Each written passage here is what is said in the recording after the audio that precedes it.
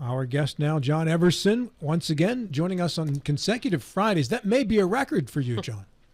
Actually, I think it is a record for me, but it's always good to be here on a nice sunny Monday morning. Good to have you, sir.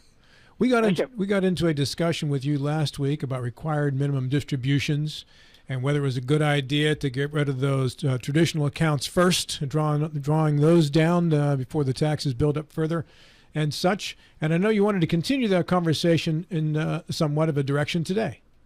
Yeah, if we can. And, it's interesting, because you think about the first segment that you had there at 8:05 and talking about Medicaid and the funding for that and, the examination of, what's going to happen there and such.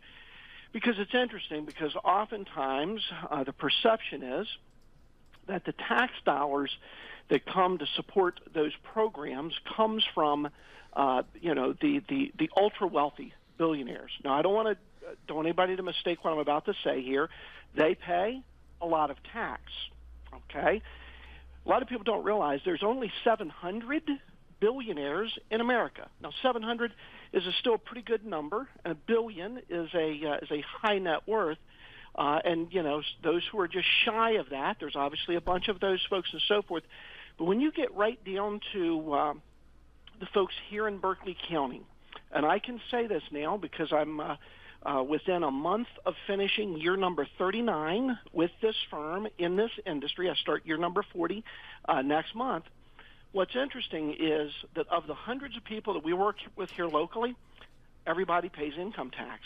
And so the fact, we don't want to lose lose sight of the fact that the bulk of the revenue that the federal government has comes from folks like you and I through just regular taxation. So one of the things that where the Internal Revenue Service, where the Treasury Department gets a lot of the tax revenue to support any kind of spending at a federal level is from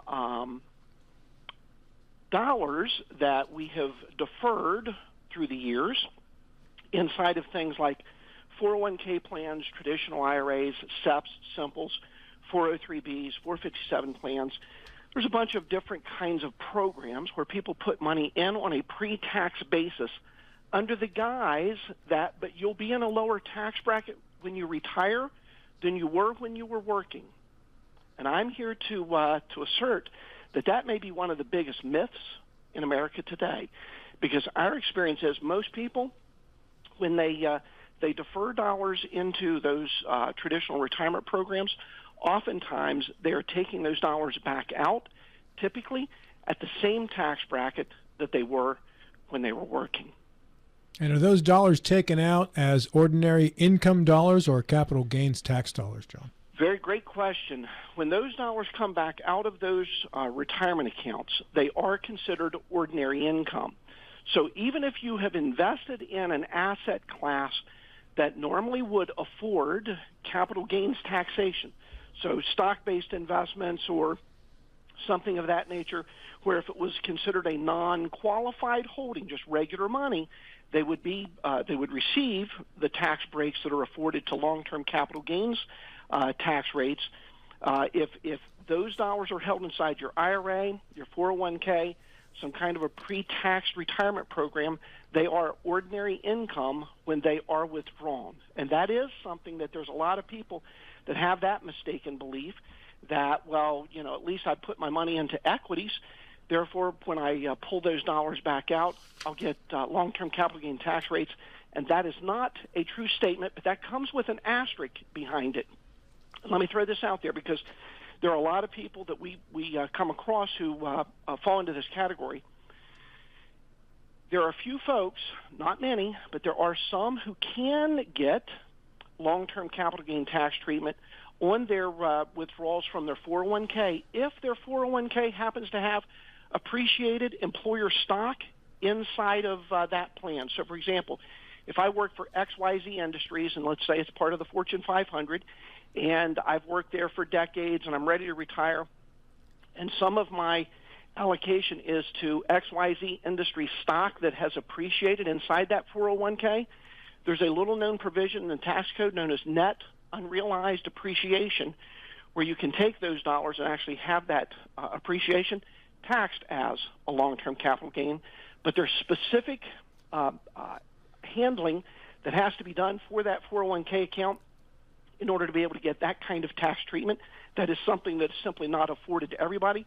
You have to, there are certain actions that you must take in order to be able to get that benefit. But otherwise, Rob, it is ordinary income. All right. Thank you, John.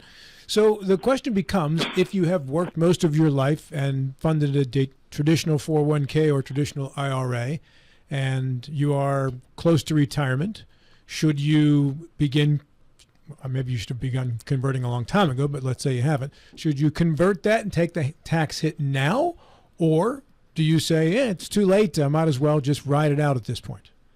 Yeah, and that therein is one of the biggest challenges that people face today as they transition into retirement. Because one of the things that a lot of folks do is through their working years, their accumulation years, they set money aside. Oftentimes, again, into the pre-tax opportunities inside of those plans, and they get to retirement at whatever age it is. So let's say 65, they get to that point and they have this mistaken belief that the need to be proactive with regard to retirement and tax planning goes away at that point in time. And I would submit that's when you have to be more vigilant than ever with regard to what you're doing.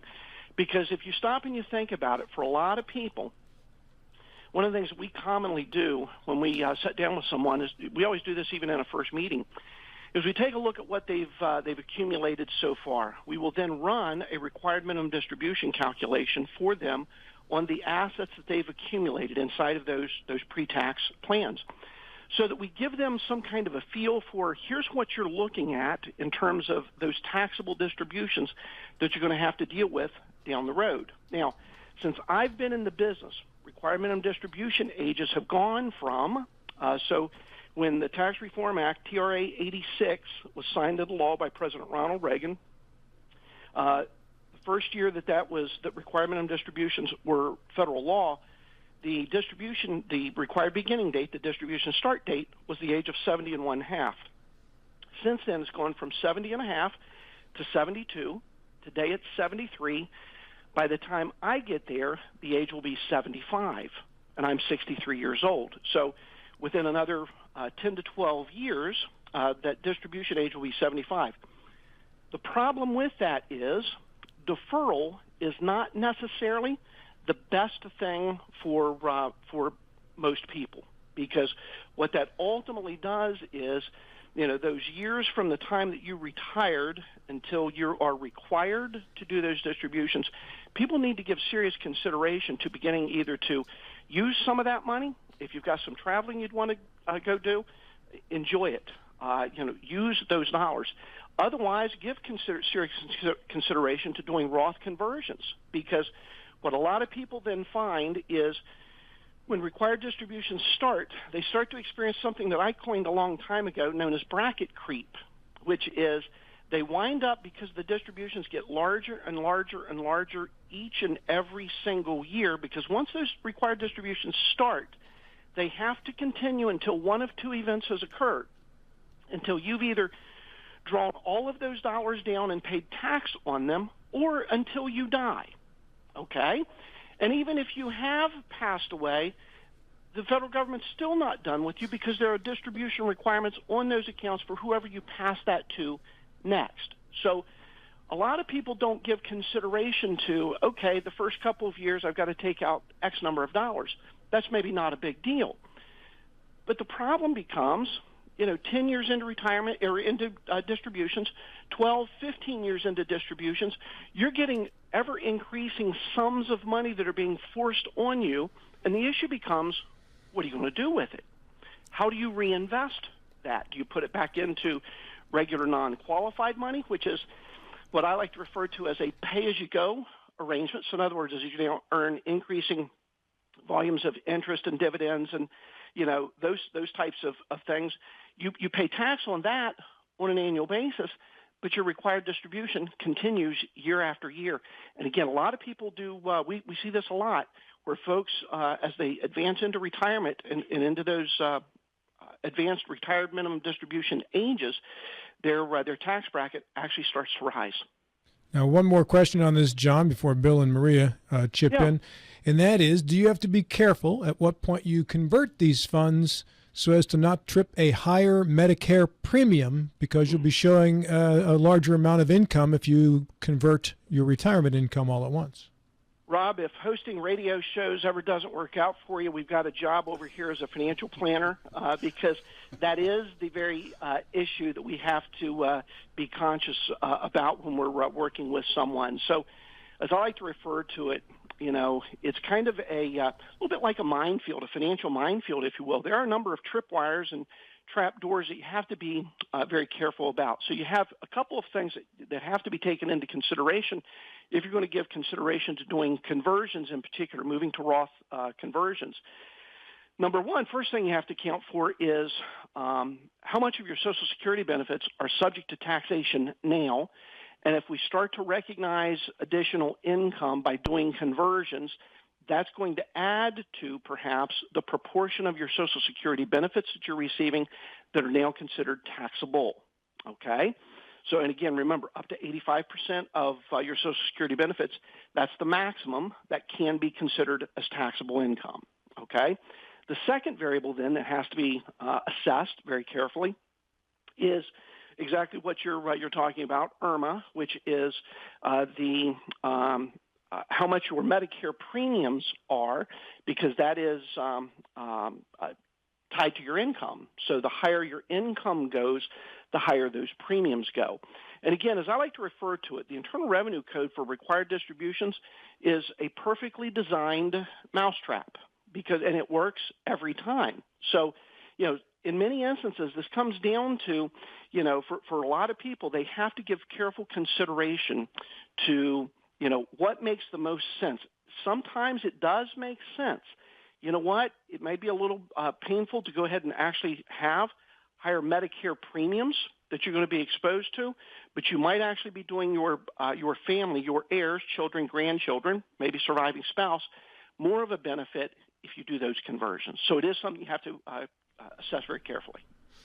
So, John, this is Maria Lawrenson, and I'd be remiss if I did not mention actually one of the folks who watches on Facebook, Jeff Misty Haddock, says that you can donate your retired minimum distributions without any tax penalty. That's something that that we see at Hospice of the Panhandle every so often, actually pretty often.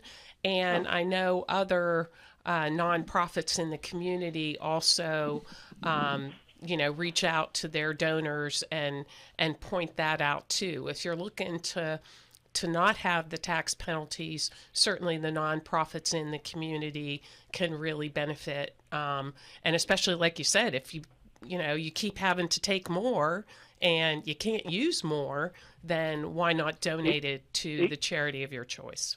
Exactly, yeah. And that was one of the things that last week when John Gilstrap was on, we started talking about that. And I made a comment about how with required distributions today, when you pass, your heirs only have a 10-year window of time then to complete distributions if it's going to children, grandchildren, nieces, nephews, things of that nature.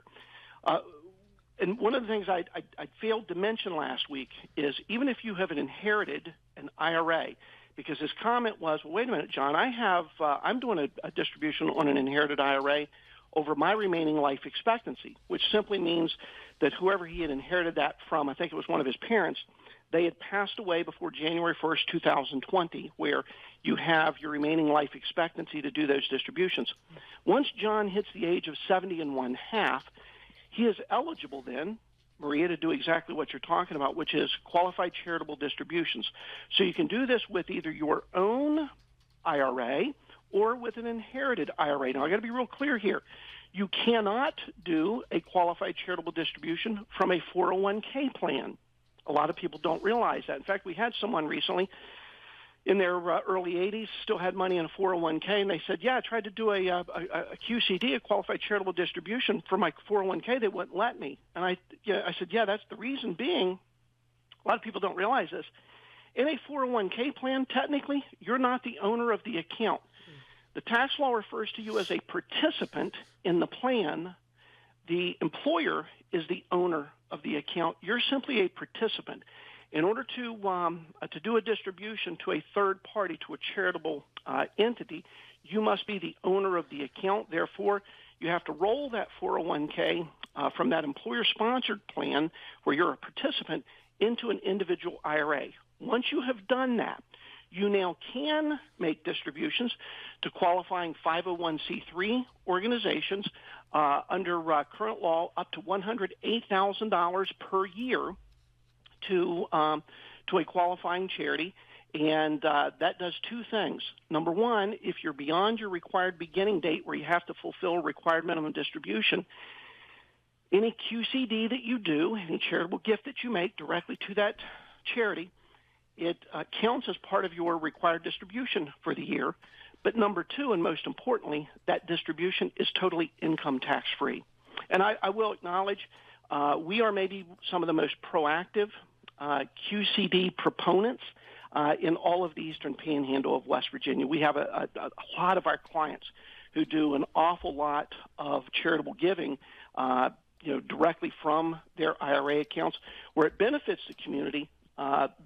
The disadvantaged entity in that equation is tax collection services, the IRS, the state of West Virginia, et cetera.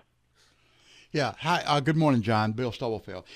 John, you mentioned earlier the required minimum distribution in Social Security and kind of the same sentence. How much thought do you need when you start utilizing required minimum distribution and when you start collecting your Social Security? Should these be done in lockstep? Yeah, that's a great perspective. It is something that people do have to give consideration to, because one of the things we try to often suggest people think about is, strategically approach where your the money that you're going to use is going to come from. Where, if you're doing charitable giving, in fact, one of the things we actually advocate is for folks who are currently contributing to 501c3 organizations who are retired and are making those contributions like out of their pension check or their Social Security check or just out of, regular cash and so forth. Once they hit the age of 70 and a half, you are QCD eligible. All of your charitable giving, provided it's to a 501c3 organization, should be done as a qualified charitable distribution, okay?